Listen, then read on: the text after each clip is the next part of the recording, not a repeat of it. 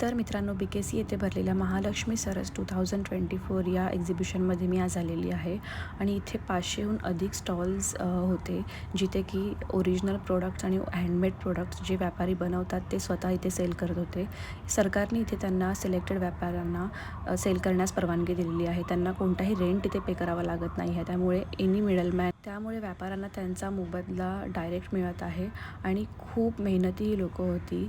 सर्व गावा आणि खेडेपाड्यातून आलेली होती.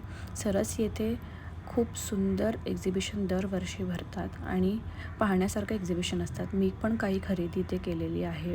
इथे ज्योतिषही बसलेले होते. त्यानंतर सुनिधीचा आज लाईव्ह परफॉर्मन्स होता. तो बघण्याआधी आम्ही गेलो फूड कोर्टमध्ये. इथे आगरी, कोळी, मालवणी, कोकणी, त्याचप्रमाणे जळगाव सगळीकडून जे खाण्याचे फेमस पदार्थ आहेत त्यांचे स्टॉल लागलेले होते.